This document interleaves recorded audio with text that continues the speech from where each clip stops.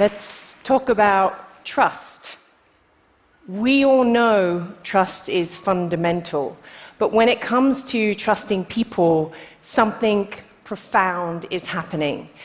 Please raise your hand if you have ever been a host or a guest on Airbnb. Wow, that's a lot of you. Who owns Bitcoin? Still a lot of you, okay. And please raise your hand if you've ever used Tinder to help you find a mate. This one's really hard to count because you're kind of going like this. So these are all examples of how technology is creating new mechanisms that are enabling us to trust unknown people, companies, and ideas. And yet, at the same time, trust in institutions, banks, governments, and even churches is collapsing. So what's happening here, and who do you trust? Let's start in France with a platform, with a company, I should say, with a rather funny-sounding name, BlaBlaCar. It's a platform that matches drivers and passengers who want to share long-distance journeys together. The average ride taken is 320 kilometers, so it's a good idea to choose your fellow travelers wisely.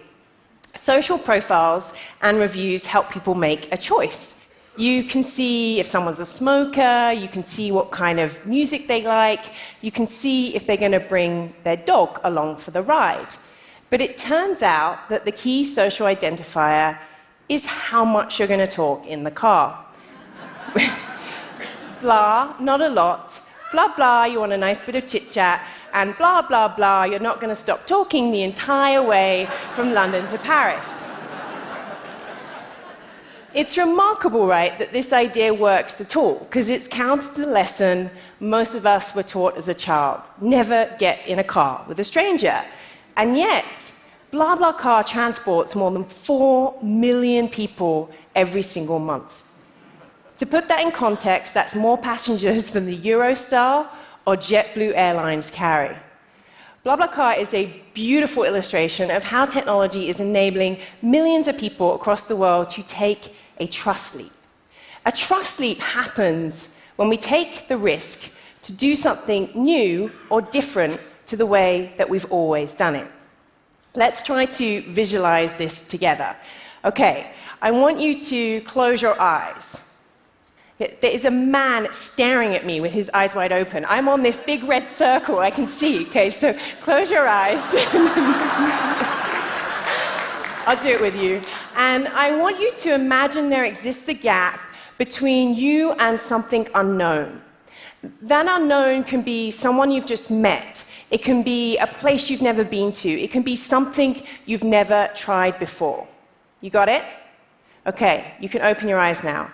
For you to leap from a place of certainty, to take a chance on that someone or something unknown, you need a force to pull you over the gap. And that remarkable force is trust. Trust is an elusive concept, and yet we depend on it for our lives to function. I trust my children when they say they're going to turn the lights out at night. I trusted the pilot who flew me here to keep me safe. It's a word we use a lot, without always thinking about what it really means and how it works in different contexts of our lives.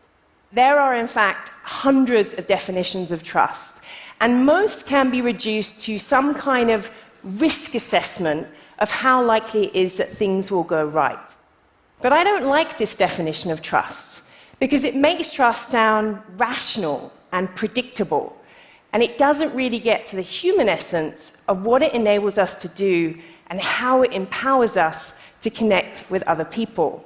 So I define trust a little differently. I define trust as a confident relationship to the unknown. Now, when you view trust through this lens, it starts to explain why it has a unique capacity to enable us to cope with uncertainty, to place our faith in strangers, to keep moving forward. Human beings are remarkable at taking trust leaps. Do you remember the first time you put your credit card details into a website? That's a trust leap. I distinctly remember telling my dad that I wanted to buy a navy blue second-hand Peugeot on eBay. And he rightfully pointed out that the seller's name was Invisible Wizard, and that this probably was not such a good idea.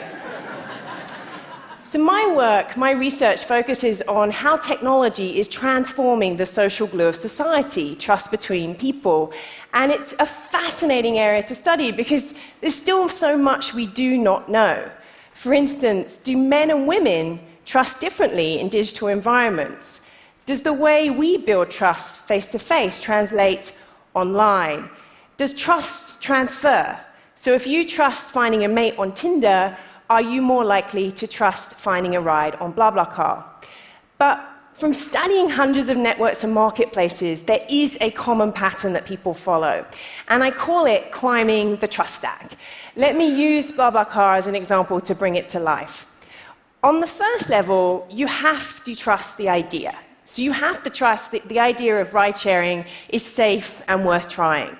The second level is about having confidence in the platform, that BlaBlaCar will help you if something goes wrong.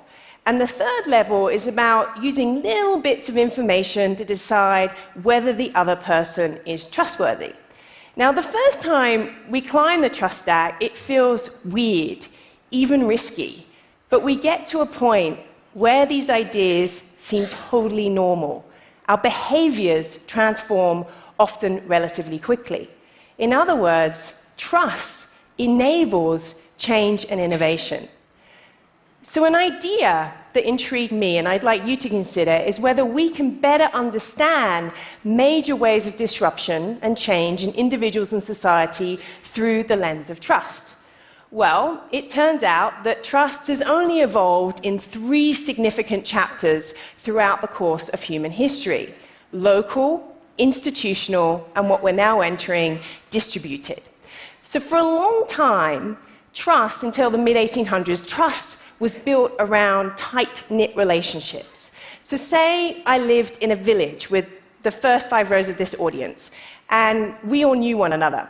And say I wanted to borrow money, the man who had his eyes wide open, he might lend it to me, and if I didn't pay him back, you'd all know I was dodgy. I would get a bad reputation, and you would refuse to do business with me in the future. Trust was mostly local and accountability-based. In the mid-19th century, society went through a tremendous amount of change. People moved to fast-growing cities such as London and San Francisco, and our local banker here was replaced by large corporations that didn't know us as individuals.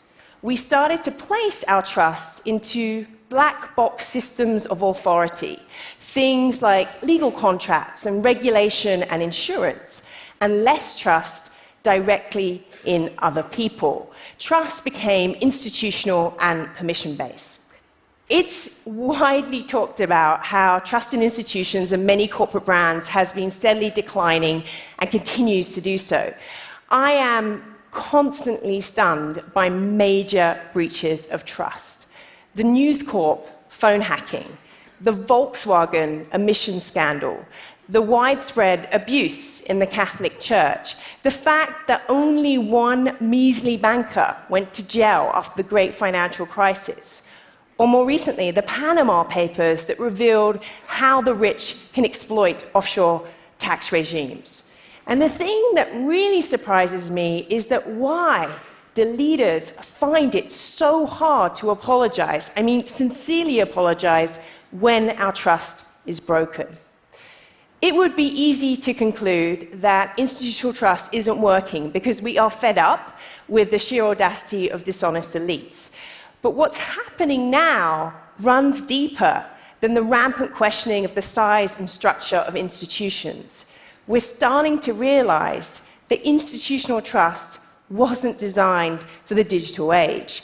Conventions of how trust is built, managed, lost, and repaired in brands, leaders, and entire systems is being turned upside down. Now, this is exciting, but it's frightening because it forces many of us to have to rethink how trust is built and destroyed with our customers, with our employees, even our loved ones. The other day, I was talking to the CEO of a leading international hotel brand, and it is often the case, we got onto the topic of Airbnb. And he admitted to me that he was perplexed by their success. He was perplexed at how a company that depends on the willingness of strangers to trust one another could work so well across 191 countries. So I said to him that I had a confession to make, and he looked at me a bit strangely, and I said, and I'm sure many of you do this as well, I don't always bother to hang my towels up when I finished in a hotel, but I would never do this as a guest on Airbnb. And the reason why I would never do this as a guest on Airbnb is because guests know that they'll be rated by hosts, and that those ratings are likely to impact their ability to transact in the future. It's a simple illustration of how online trust will change our behaviors in the real world, make us more accountable in ways we cannot yet even imagine. I am not saying we do not need hotels or traditional forms of authority, but what we cannot deny is that the way trust flows through society is changing, and it's creating this big shift away from the 20th century that was defined by institutional trust towards the 21st century that will be fueled by distributed trust. Trust is no longer top-down. It's being unbundled and inverted. It's no longer opaque and linear. A new recipe for trust is emerging that once again is distributed amongst people and is accountability-based. And this shift is only going to accelerate with the emergence of the blockchain, the innovative ledger technology underpinning Bitcoin. Now, let's be honest, getting our heads around the way blockchain works is mind-blowing. And one of the reasons why is it involves processing some pretty complicated concepts with terrible names. I mean, cryptographic algorithms and hash functions, and people called miners who verify transactions, all that was created by this mysterious person called, or persons called Satoshi Nakamoto. Now that is a massive trust leap that hasn't happened yet. But let's try and imagine this. So The Economist eloquently described the blockchain as the great chain of being sure about things. The easiest way I can describe it is imagine the blocks as spreadsheets, and they are filled with assets. So that could be a property title, it could be a stock trade, it could be a creative asset such as the rights of the song. Every time something moves from one place on the register to somewhere else, that asset transfer is timestamped and publicly recorded on the blockchain. It's that simple, right? So the real implications of the blockchain is that it removes the need for any kind of third party, such as a lawyer, or a trusted intermediary, or maybe not, a government intermediary, to facilitate the exchange. So if we go back to the trust stack, you still have to trust the idea, you have to trust the platform, but you don't have to trust the other person in the traditional sense. The implications are huge. In the same way the internet blew open the doors to an age of information available to everyone, the blockchain will revolutionize trust on a global scale. Now, I've waited to the end intentionally to mention Uber, because I recognize that it is a contentious and widely overused example. But in the context of a new era of trust, it's a great case study. Now, we will see cases of abuse of distributed trust. We've already seen this, and it can go horribly wrong. I am not surprised that we are seeing protests from taxi associations all around the world trying to get governments to ban Uber based on claims that it is unsafe. I happened to be in London the day that these protests took place, and I happened to notice a tweet from Matt Hancock, who is the British Minister for Business, and he wrote, "Does anyone have details of this Uber app everyone is talking about?" Because I hadn't heard of it until today. Now, the taxi associations they legitimized the first layer of the Trust Act. They legitimized the idea that they were trying to eliminate, and sign-ups increased by 850% in 24 hours. Now, this is a really strong illustration of how a trust shift, once a trust shift has happened around a behavior or an entire sector, you cannot reverse the story. Every day, 5 million people will take a trust leap and ride with Uber. In China, on Didi, the ride-sharing platform, 11 million rides taken every day. That's 127 rides per second, showing that this is a cross-cultural phenomenon. And the fascinating thing is that both drivers and passengers report that by seeing a name and seeing someone's photo and their rating makes them feel safer. And as you may have experienced, even behave a little more nicely in the taxi cab. Uber and Didi are early but powerful examples of how technology is creating trust between people in ways and on a scale never possible before. Today, many of us are comfortable getting in cars driven by strangers. We meet up with someone we swipe right to be matched with. We share our homes with people we do not know. This is just the beginning. Because the real disruption happening isn't technological. It's the trust shift it creates.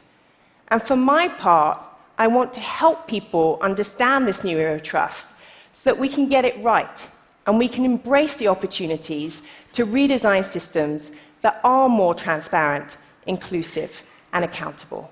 Thank you very much.